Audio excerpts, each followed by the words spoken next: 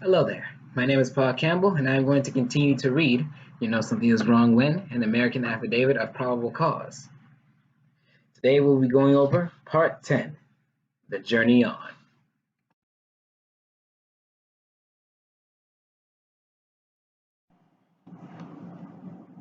The Roman Curia created all the legal fictions we use today for good reasons. Trusts transfer property to heirs, public utilities encourage investment in infrastructure, foundations preserve wealth for worthy causes. But obviously, these helpful legal fictions can be criminally misused, and they have been. The Roman Curia is responsible for correction because, by maxim of law, we are all responsible for what we create. 2009 to 2010. In 2009, a delegation of Americans had audience with Pope Benedict XVI, and all his dirty laundry got aired. The Americans complained about the misadministration of the federal government and the plundering of the individual public trust. They got into the deep issue of the law of the sea being allowed to trespass on the land of the land. On the law of the land. The Pope is the international trustee. Our agreements clearly state that Americans live under the law of the land. Benedict XVI looked like he was ready to faint. It was the same look a man might have if his horse suddenly talked to him, or if he looked up and saw flying pigs in the sky overhead. Exit Benedict XVI and enter Francis, Pope Extraordinaire Jesuit, and designated damage control moderator. He has given the offending corporations 3 years to straighten up their acts and come into compliance with their charters, or they will be liquidated. The clock started ticking July 1st, 2013, and will stop ticking on June 30th, 2016.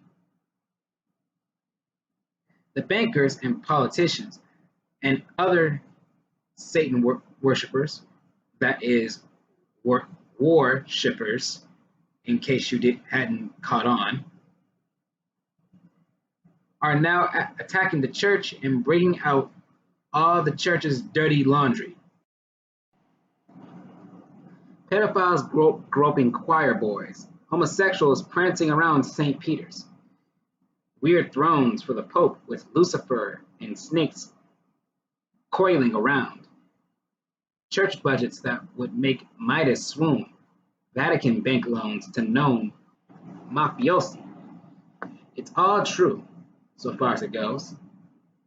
Quote, and the serpent he became wroth with the woman, and went off to make war against her and her children, and those who stood for Christ. End quote. Pope Francis has taken major steps toward correction of the church and the church's administration of the Global Estate Trust. He has rewritten the International Criminal Code and held the lawyers and judges and clerks who are primarily responsible for the misadministration of justice liable for their acts and omissions. Motu proprio of July 11, 2013. He has undertaken an exhaustive global diplomatic mission seeking to establish an honest banking system, BRICS Initiative. Most of all, he has sought to keep the peace and avoid any conflict among the religions supporting the law of the land.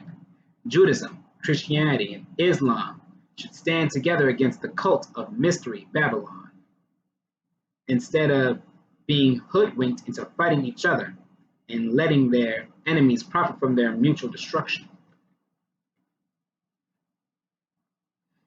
There are among us followers of the Mystery Babylon cult who strive to get elected and wear the mask of governments like Hitler, like the Bush clan, like FDR. They go to divinity schools and yeshivas, and study the Quran so that they appear to be priests and mullahs and rabbis.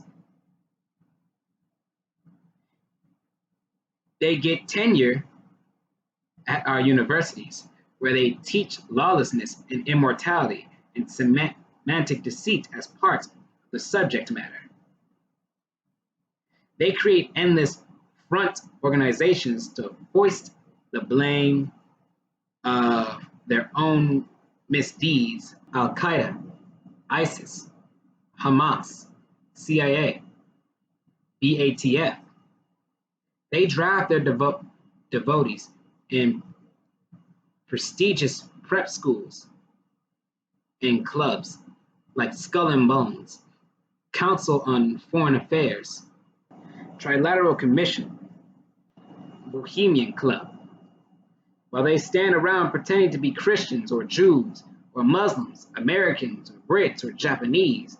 They despise all the nations of the land and all religions except their own pagan cult. They hold themselves to be the master race, the international elite, the creme de la creme. These sickos imagine that they are gods and all the rest of the people on earth are livestock. This is because they are themselves deceived.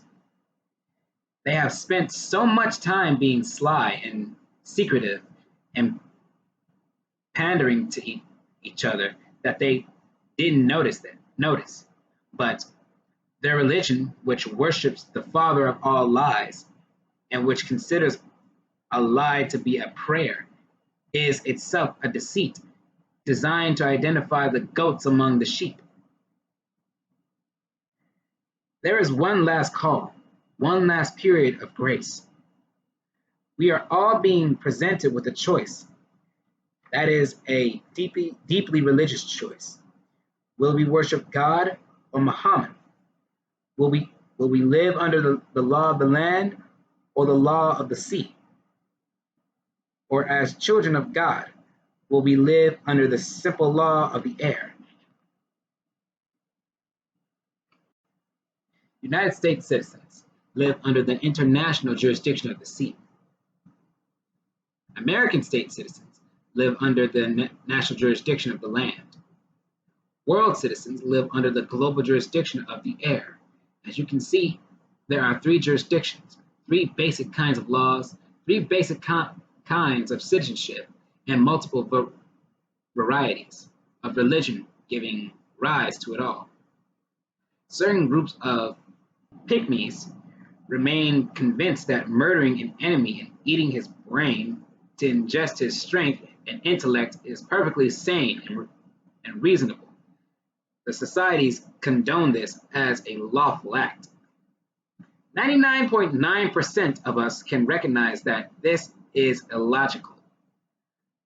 But then we refuse to follow logic to its end. We continue to downplay the importance of our own beliefs. We abdicate our individual responsibility for what we believe, and so surrender our fate to whatever laws someone else created. Be they ancestors, prophets, politicians, or merely charlatans running a shell game. Money isn't money. If we believe pieces of paper, shiny pieces of metal, or numbers jotted down in a ledger have value, they have value. In the past, people have believed that tulip bulbs, trade beads, stamped pieces of pottery, and wheels of denatured bronze held value too. It turns out that what we believe is of supreme importance. It is what we believe and what we believe in that determines our fate and the fate of our world. All of these have been used as money.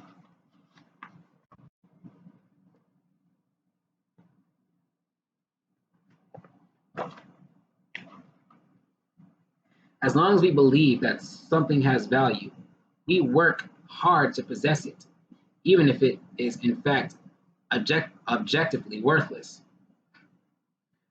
We know that paper is worthless, yet we have deluded ourselves into believing that printed paper chips, no different than casino chips, have value.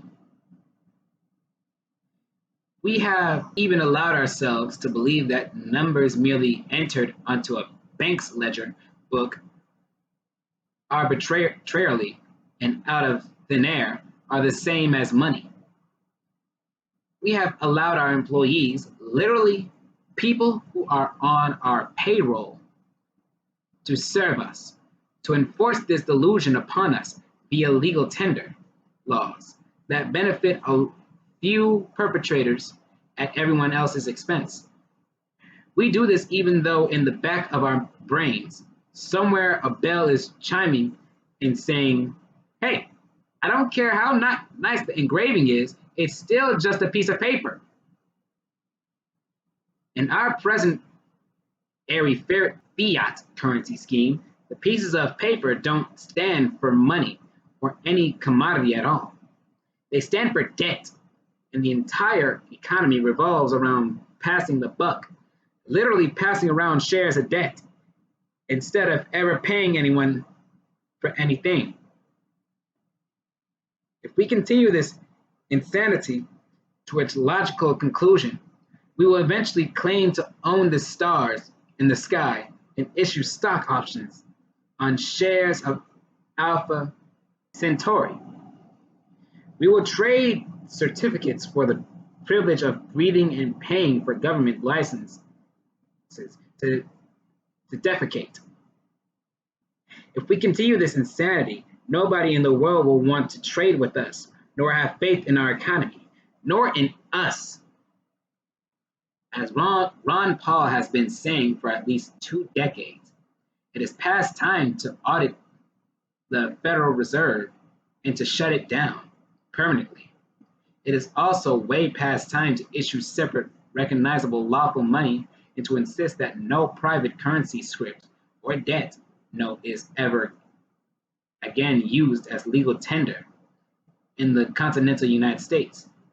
The monster is out of control. It has gone insane and must be shut down. We will live in fear of it no more. Gold, gold, who's got the gold? As should now be apparent, there's nothing so special about gold. It is relatively rare, malleable, doesn't corrode, and is an excellent conductor of electricity, which makes it desirable for some industrial uses. And it certainly makes lovely jewelry. Other than that, what is it good for? Not much. You can't burn it for fuel, for heat or power. Eat it, drink it, build homes with it, or wear it. Which all goes to show why we have traditionally used gold for coinage, bearing in mind that gold is essentially useless as ingots of denatured bronze and tulip bulbs and trade beads. Read on, read on. The original plan, step by step. 1. Confiscate, that is, steal in the name of the public good, all the privately held gold in the world by any means, fair or foul.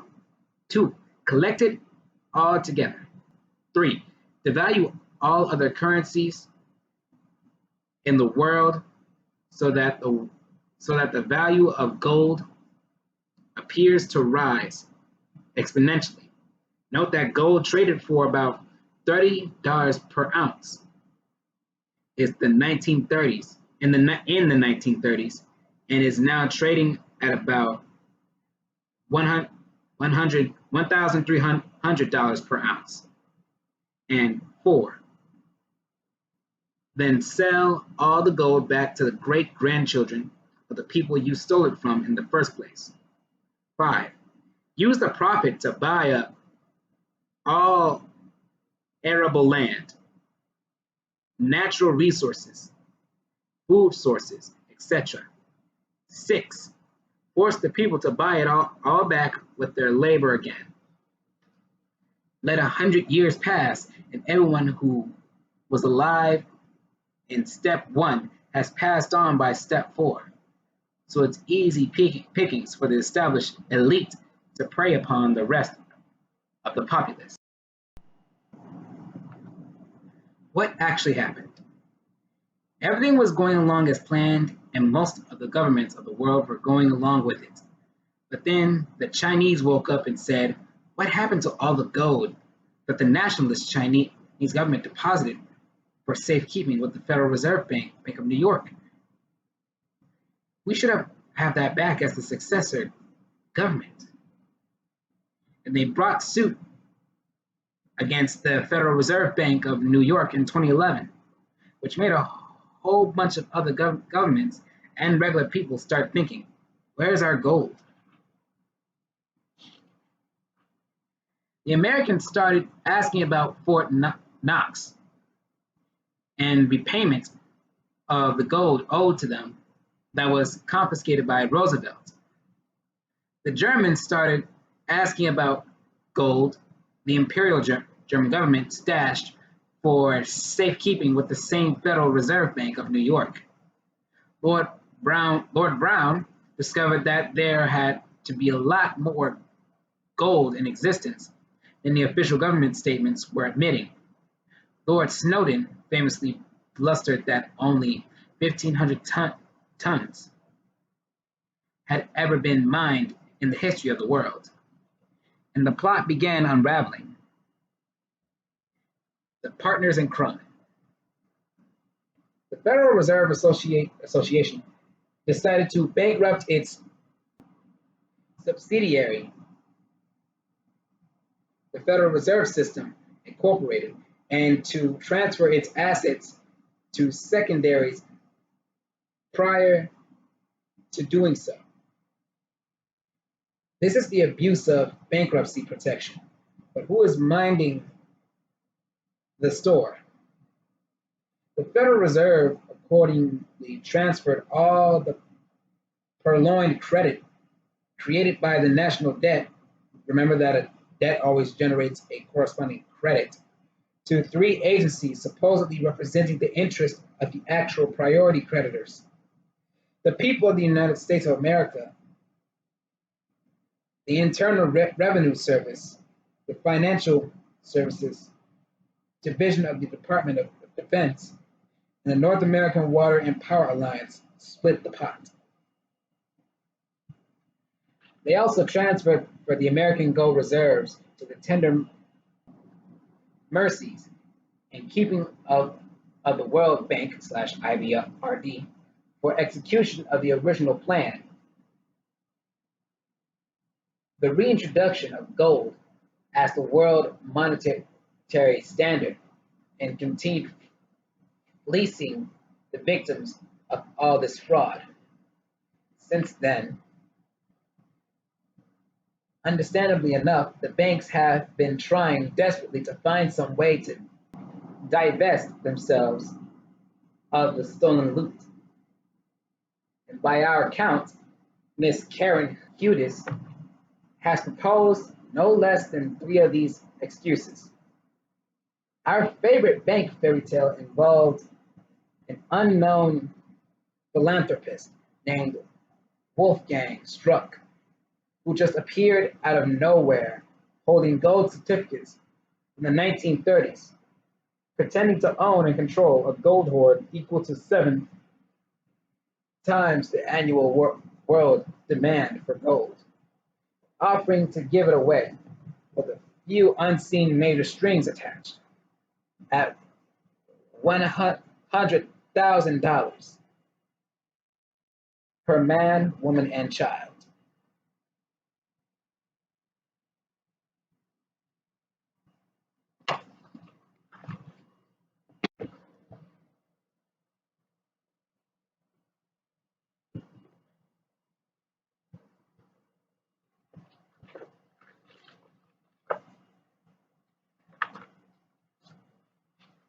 All you had to do to receive your share of this increasingly hot and worthless hoard was to sign over your estate, your body, your property, your rights, and your future to the banks involved in equitable exchange.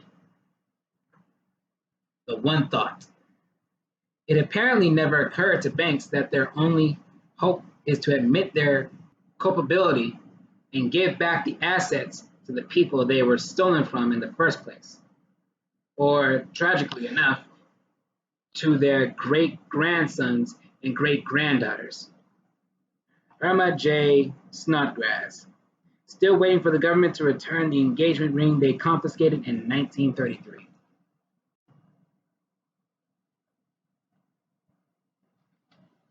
What is a withholding agent? 1040. Named after the bonds Lincoln sold to pay off Union war debt, so called because they could be redeemed after 10 or 40 years.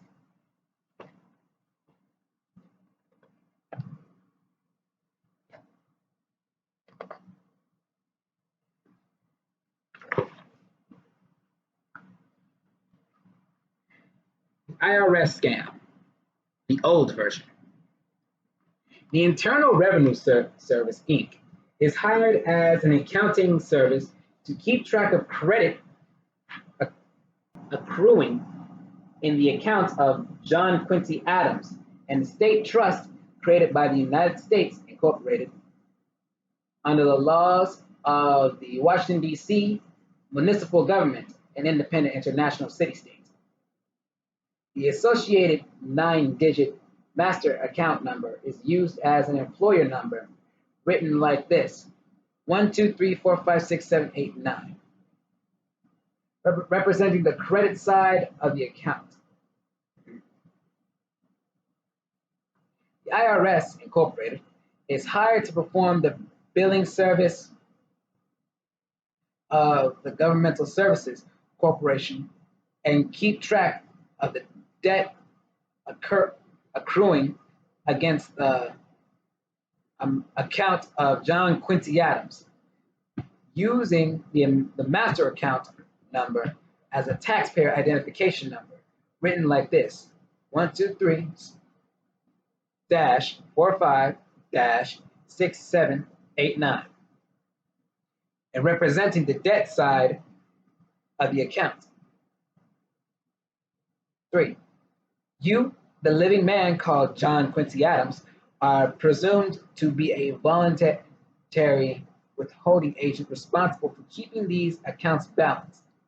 But you are never told anything about this job or how to do it, so you mistakenly pay the bill owed by John Quincy Adams out of your own pocket. The new version. A new version of the Internal Revenue Service, Incorporated, run by a new Federal Reserve, all ultimately run by the UN Corporation, takes over.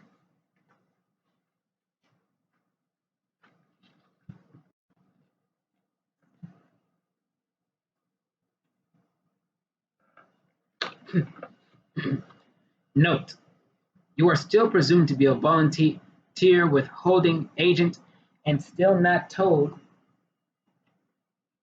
what that means or what to do or how to do it. Yet when you sign a 1040 form every year, you swear under penalty of perjury that you are a withholding agent and that you did the job correctly, or else. What should happen, but doesn't? The IRS should send you a statement showing how much is owed by the John Quincy Adams account, number 123-45-6789, along with a clearly marked voucher or payment coupon asking for permission to request transfer of credit from John Quincy Adams account, number 123-45-6789, to zero out the master account. This merely requires you to sign the voucher in upper and lower case signature. John Quincy Adams, dated and statement accepted one time only for settlement of account as of the date and in the amount shown. That authorizes the IRS to bill the Internal Revenue Service, or vice versa, in the new system and allows the transfer of credit between the employer account and the taxpayer account. That is what you should be doing as a withholding agent. But because you don't have a foggy notion what should be going on, and because as a withholding agent you are still required to settle the account somehow, you get stuck paying for it with your own labor, again voluntarily. So all these years you have been voluntarily donating all this money in behalf of John Quincy Adams, a Sesquiquivay estate trust created under Washington, D.C. municipal law and operated out of Puerto Rico.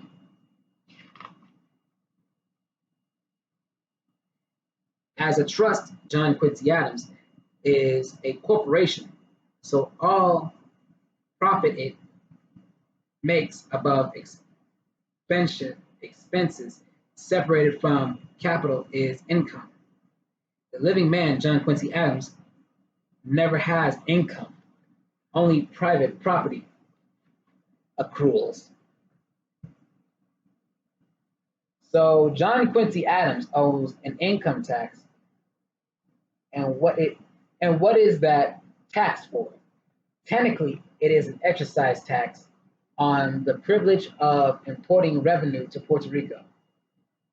They tax you, the living man, for the privilege of donating your money to them. And they literally laugh all the way to the bank, which, unknown to you, set up your account in the name of John Quincy Adams without your knowing consent. This is an international crime known as unlawful conversion. Congressman Louis T. McFadden, co-chair of the House Banking Subcommittee, recognized it for what it was and objected to this criminality at the time it was instituted in 1934.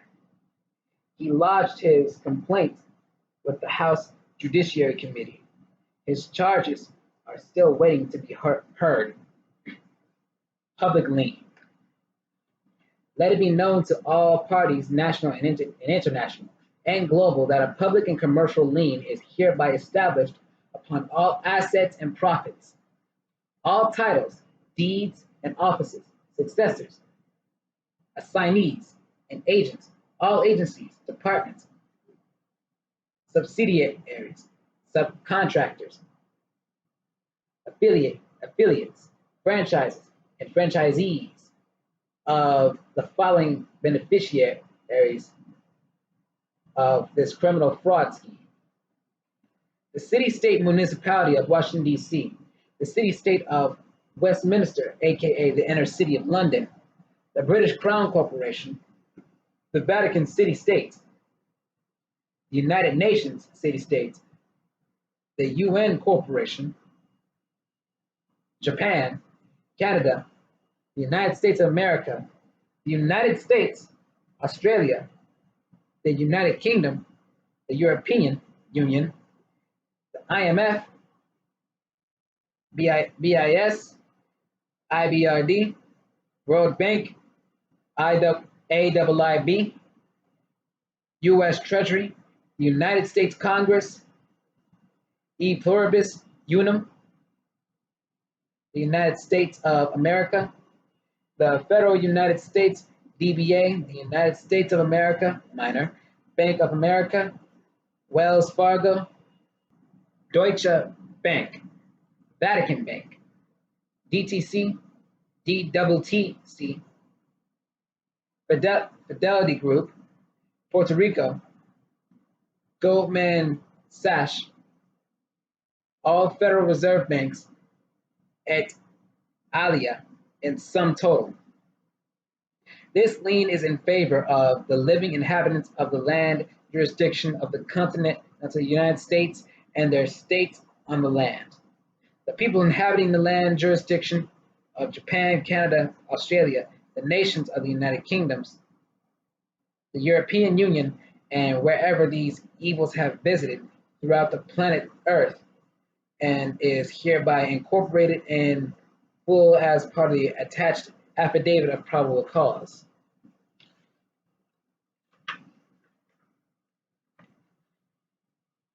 Summing up the law, and public policy. Law is very precise.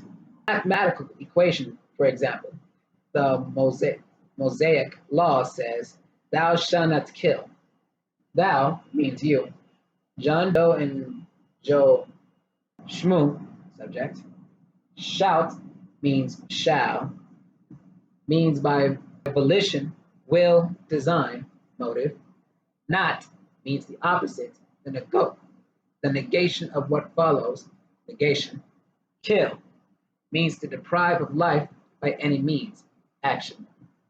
This law can be restated as positive law, thou shalt preserve life. It means the same thing, just said without the use of negatives. It puts a different spin on how we perceive the same truth. Instead of refraining from killing, we are motivated to preserve life. Positive law is stronger than negative law because it shifts mode from positive to active. Not only must you refrain from killing, you must actively support preservation of life. Some people, including governments that pretend to represent a great many of us, don't obey this simplest law from the highest authority. So it is perhaps silly to think that law is valid or useful at all. If we can't dope out the meaning of 4 words and obey them, what hope is there? The governmental services corporations and their various agencies have promulgated an estimated 80 million laws, and every federal state in the union passes somewhere between 200 and 300 new laws per year, with some passing more than that. In 10 years, that's 2,000 to 3,000 new laws just at the federal state level that everyone is supposedly obligated to know, obey, enforce, and perhaps most importantly, pay for enforcing. No wonder we are taxed into poverty. No wonder Mr. Obama's ideas of stimulating the economy is merely to create more and more and more governmental jobs. He and everyone else involved in administering the governmental services corporation look only at their own corporate bottom line, failing to grasp the fact that they are acting as parasites upon the people they are supposed to be serving and protecting, and that parasitism carried to the extreme inevitably kills both the host and parasite. All these 80 million plus laws are not law. They are codes, statutes, regulations, and administrative rules, meaning that nobody actually elected to create or repeal law had anything to do with making up these laws.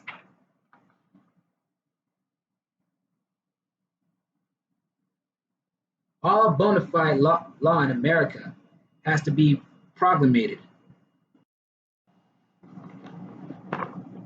by a legislative due process by properly sworn deputies of the land jurisdiction, and it is required to have an enactment clause detailing exactly who, what, when, where, why, and how, and by what authority it was enrolled as a law of whatever political entity created it. From this we can judge the validity, jurisdiction, and authority of the law. The enactment clause tells us if a law applies to us. All actions proceeding from actual law are lawful. Tellingly, law does not have an enactment clause because it is understood to be just an in-house private rule of the corporation adopting it. All state statutes recorded in America since 1860 are laws, not laws. This is because the American government has been operated in default as a military dictatorship and in international jurisdiction as a corporation ever since. It is incompetent to create law. The Federal Code consists of 50 titles and thousands of subtitles and sections and subsections that represent the law of the federal corporation, that is, internal house rules that govern how the federal corporation is supposed to operate. Which federal corporation? Certainly not the United States Incorporated, which repealed all titles of federal code except Title 50. When suits are brought based on violation of federal code, all we are doing is saying, hey, the corporate leadership said you are going to operate according to this rule, and instead you are doing this. State statutes and federal code are administrative law, not actual law at all. All actions proceeding from enforcement for such laws are legal, but not necessarily lawful. Such a system can be perfectly legal and yet against the actual law. Everything Adolf Hitler did was legal, but as the Nuremberg trials clearly established that the genocide, theft, and destruction caused by the Nazi regime was against the law. It was criminal and recognized and prosecuted as such by the international community. Similarly, it can be perfectly legal to evict someone from their own home under the pretense that they received a loan that they didn't receive, or jail them on the pretense that they owe corporate taxes when they have never operated as a corporate entity at all. But these and similar activities are in fact a form of inland piracy based on securities fraud and identity theft, and they are against the law.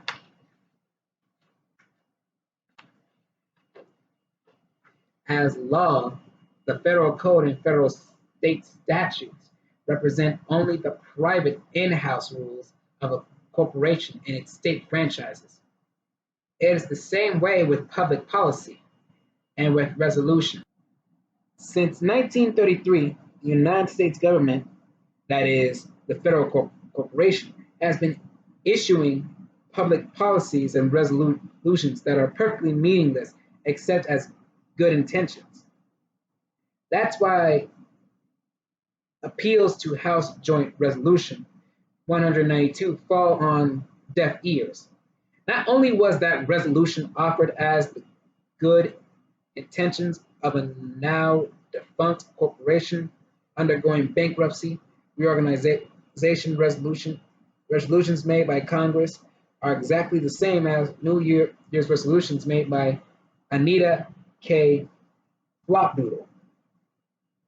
The only way that such laws, public policies, and resolutions can be enforced by the victims of this trickery is when we interpret these published codes, regulations, statutes, policies, and resolutions as contracts and prosecute them as commercial contracts that have been defaulted upon in the foreign jurisdiction of international admiralty. More generally, if things are bad enough, we can address the corporations responsible in terms of their failures to abide by their charters and demand their liquidation by the Global Estate Trust. All corporations on Earth, including the banks and the so-called national governments that are functioning as corporations, are at the end of the day created and owned by the Pope. They exist and operate under forms of law created by the Roman Curia, the administration of the Global Estate Trust. The Uniform Commercial Code can be regarded as the administrative law of the Global Estate Trust.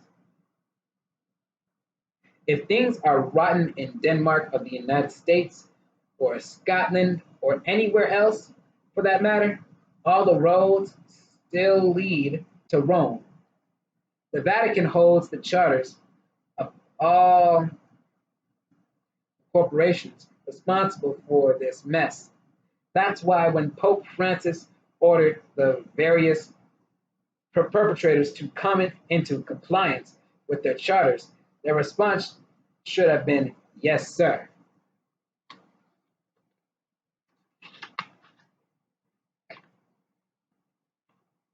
All this law and the misadministration of law is really just the in-house business of the Global Estate Trust and its many, many franchises running amok. This kind of law has nothing to do with the living people that the Global Estate Trust is supposed to honor, serve, and protect.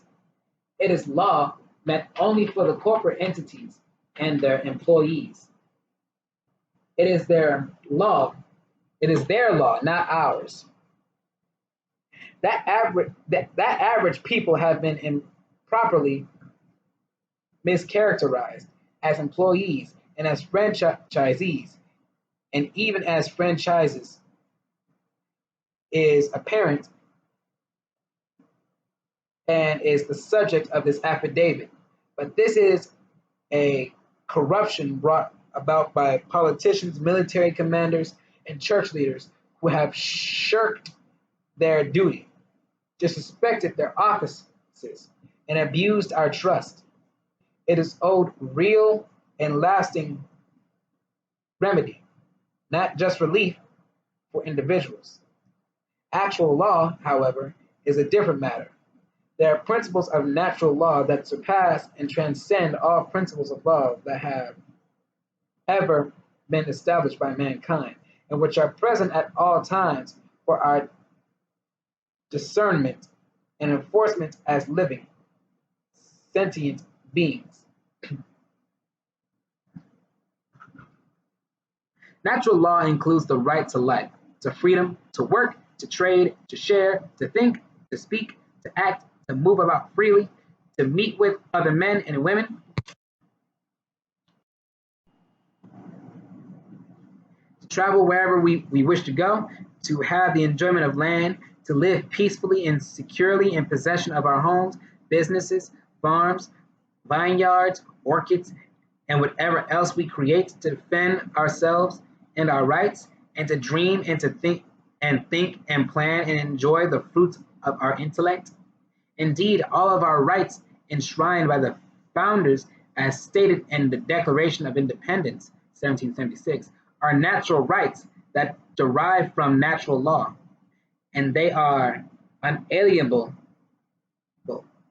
We cannot be made alien to ourselves.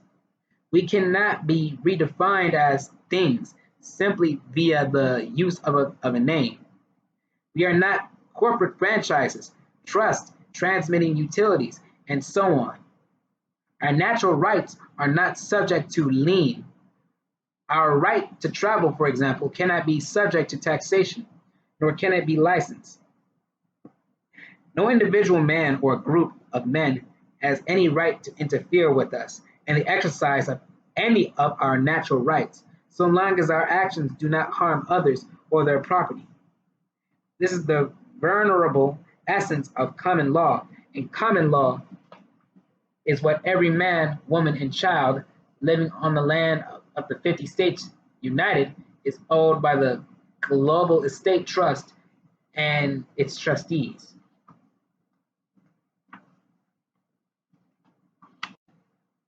Thus, we must be set free and supported to convene our grand juries without interference by the British Crown, to hold free elections in each county, to convene common law, courts to serve the land jurisdiction, to elect sheriffs on the land, to elect judges to serve at common law, to elect state legislators responsible for the jurisdiction of the land, to have free access to all the court, trial, jail, and other facilities that our labor has paid for, and to be obeyed as the rightful heirs of the land jurisdiction of the United States regarding all matters pertaining to the land and its resources.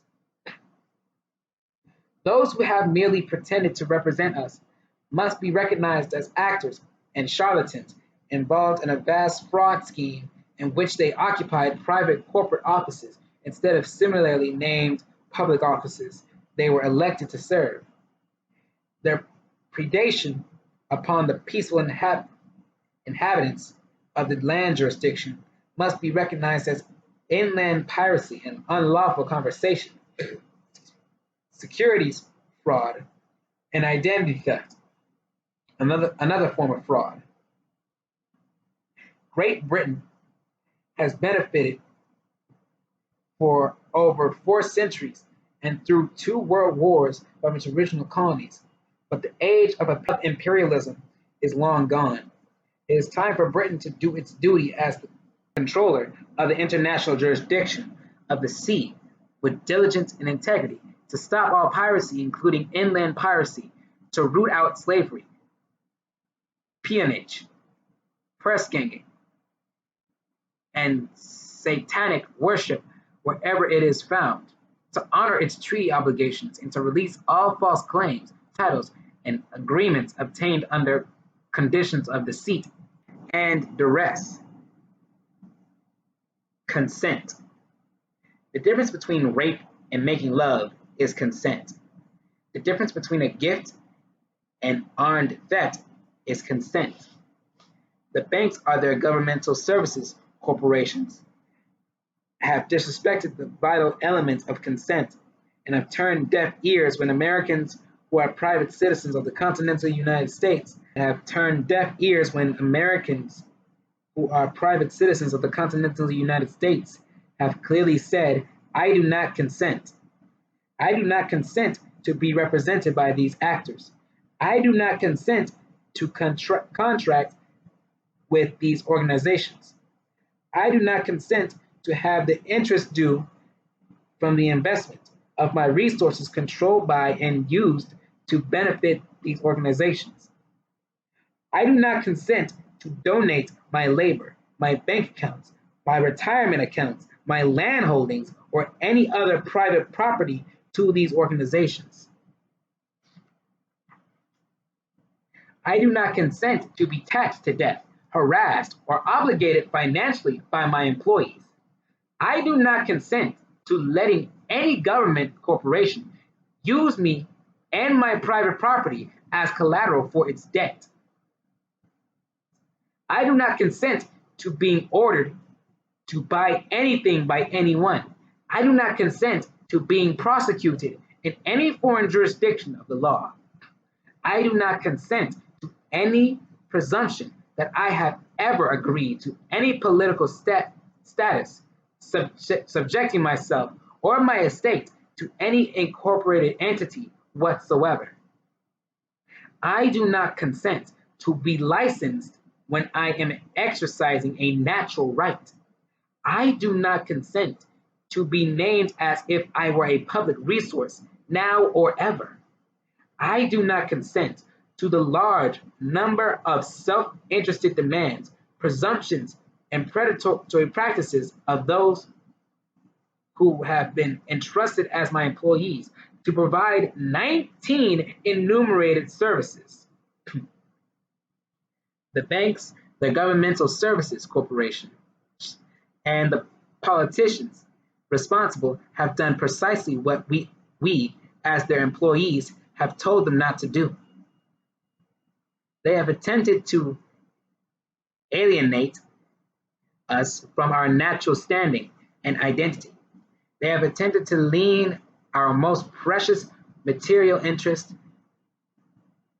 for their own benefit. They have acted as criminals and must be set straight concerning the law and their contractual obligations without further delay. Most importantly, they must relearn the importance of consent, for they no longer enjoy the consent of the governed and do not enjoy the consent of their peers either.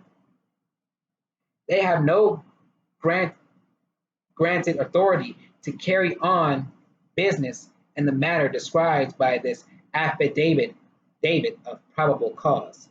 That is part 10. Next time we will be going over part 11, going forward.